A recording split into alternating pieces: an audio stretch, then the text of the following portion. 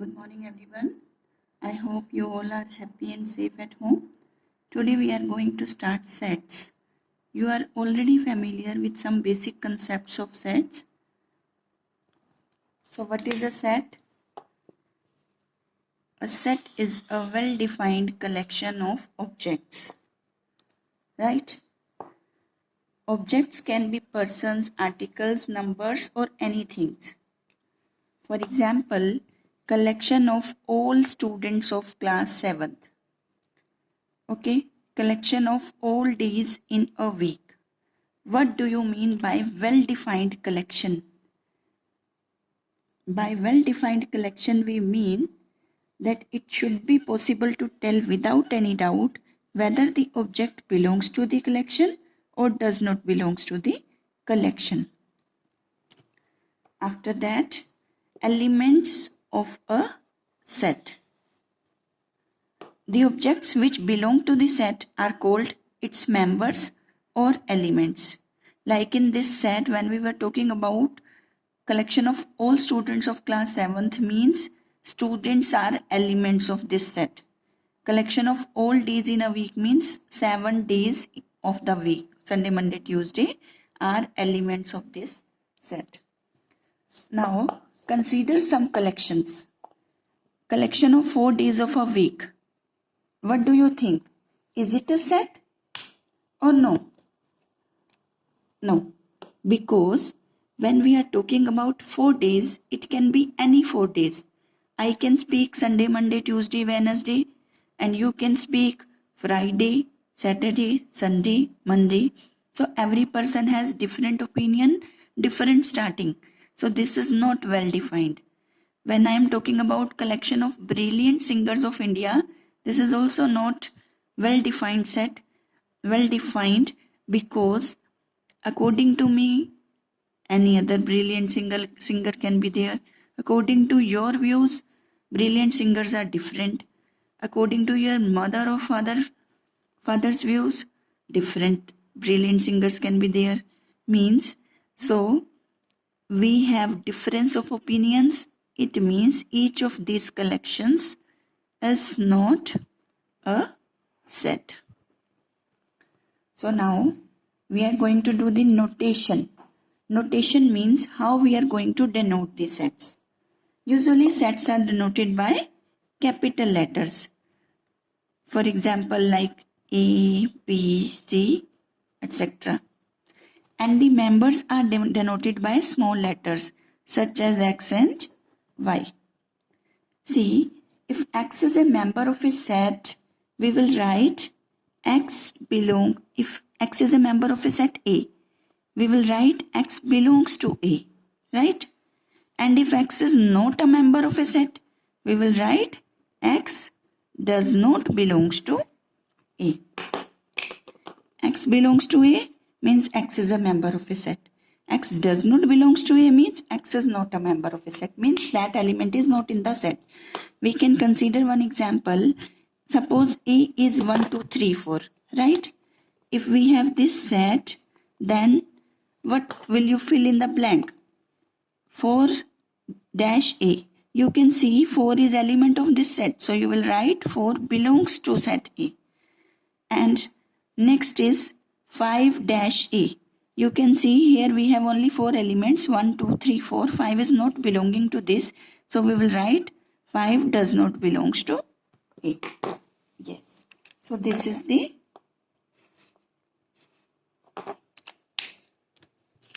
notation in membership. Now how to represent a set. Representation of a set. A set can be represented in generally 2 ways. First is roster method. We call it tabular form. And second is role method. We call it set builder form.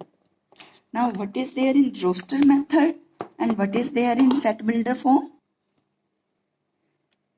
In roster method, we write all the members of the set and separate these by commas and then we enclose them with bracket, right? For example, if we have this set A of whole numbers. We know whole numbers start from 0. 0, 1, 2, 3, 4, 5. These are whole numbers. So we will write A is equal to 0, comma 1, comma 2, comma 3, comma 4 and so on. Right? So this is roster method of writing set of whole numbers. Means I have written all the elements and I have separated them with commas. Next is the set M of whole numbers less than 4. Same way, now I have to write whole numbers, but they have given that in this set we have whole numbers less than 4. We know whole numbers start from 0, so we will write 0, then 1, then 2, then 3. Because till 3 they are less than 4. So this is roster form of this set M. Next they have given set C of consonants in the word India. You know difference between vowels and consonants. So except A, E, I, O, U, whatever letters are there that are consonants. So you have to write set C. See, in India we have I, that is vowel. So leaving these N, D. N and D are only left. So this is set of consonants, right? Okay. So now next one is rule method or set builder form. What is there in this? In this method, we write a variable, say x, representing any member of the set. Means we take x is any member of the set and then we will write a property which is satisfied by it. Means we have to write its property and enclose it in curly bracket. For example, first I want to tell you these general sets. You know, these are special sets of numbers. N stands for set of natural numbers. Means natural numbers, you know, counting numbers. 1, 2, 3, 4, 5 and so on. We call these as set of natural numbers. W means set of whole numbers. So starting from 0 and take all the natural numbers also. So 0, 1, 2, 3, 4, 5. These all are whole numbers.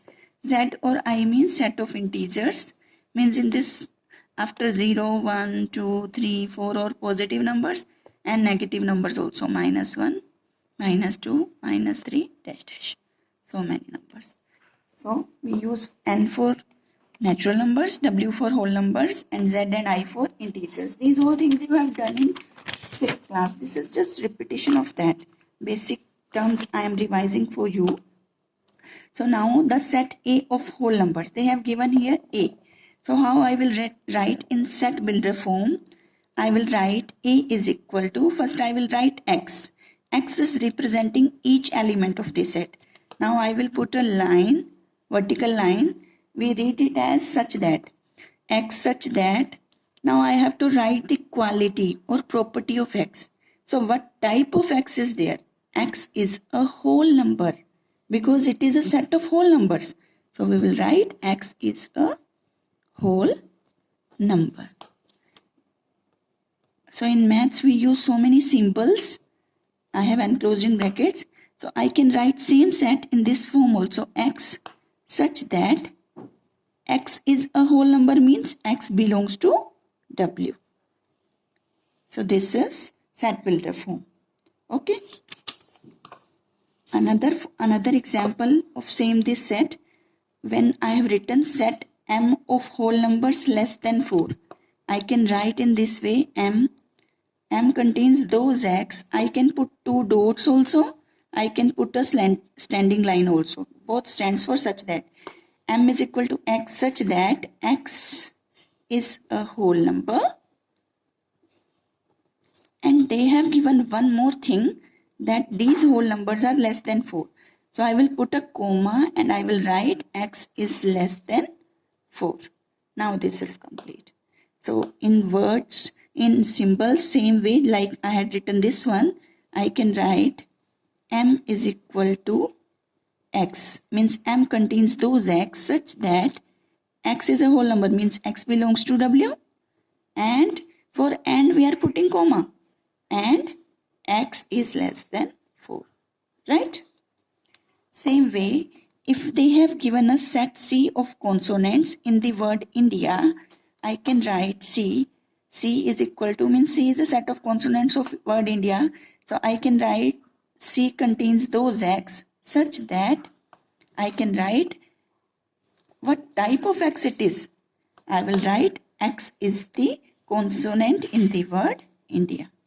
X is the consonant in the word India. So these are roster method, we call it tabular form, or a rule method, we call it set builder form.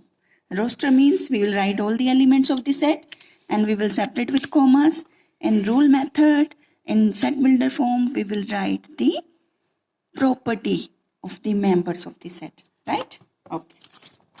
So now we are going to do types of sets.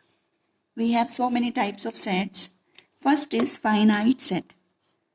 Finite set means a set in which you can count the number of elements. For example, I am giving you examples. A is equal to 1, 2, 3. So in this we have 3 elements. We can count these. So this is a finite set. Means you can count the members. Right? Next is infinite set. Infinite set is that set in which you can't count the number of members. Can't count. Right?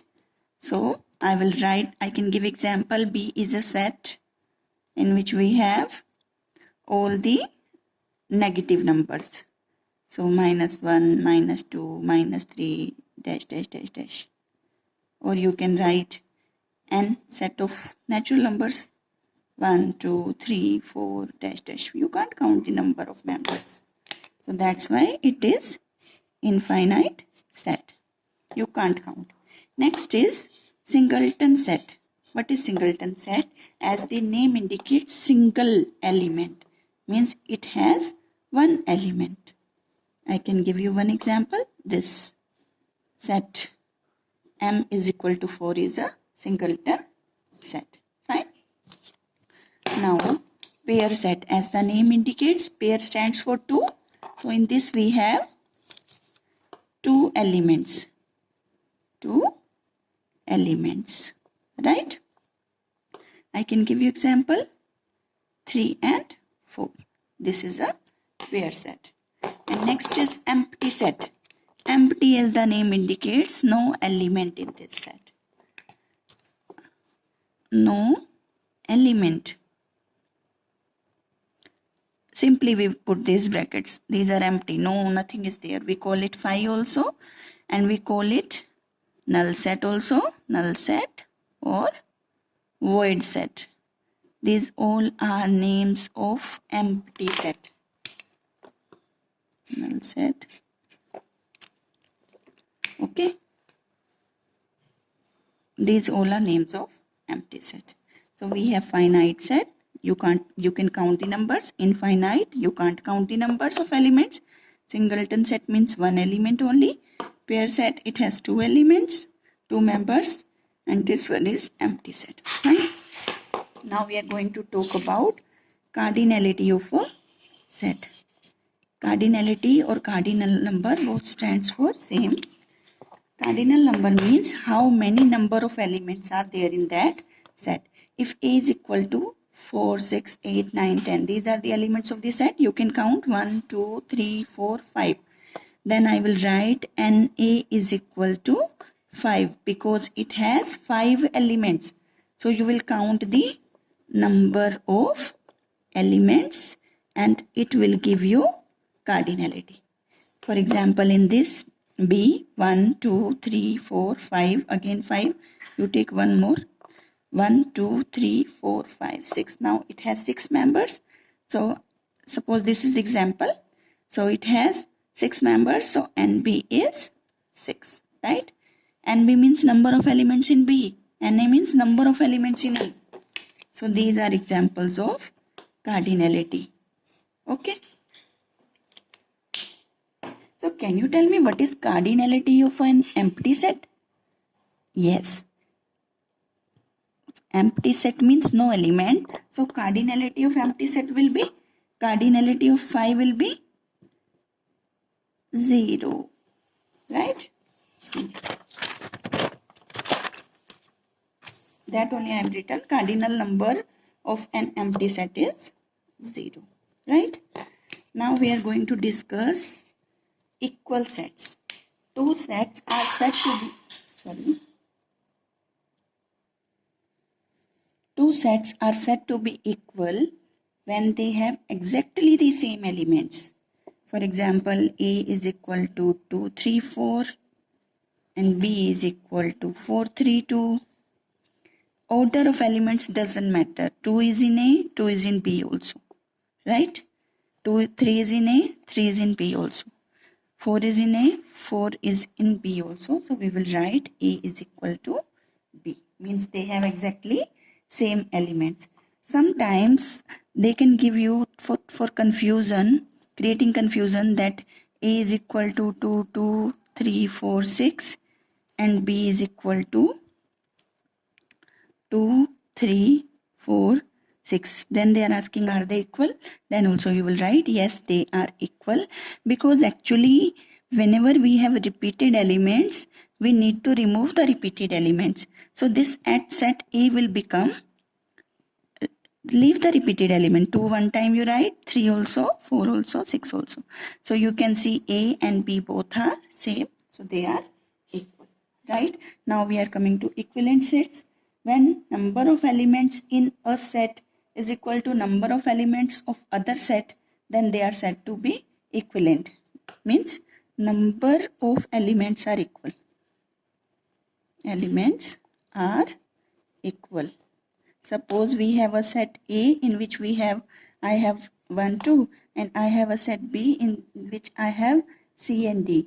They are not same, but number of elements means N is 2, number of elements in A, and B is also 2. They both have 2 elements.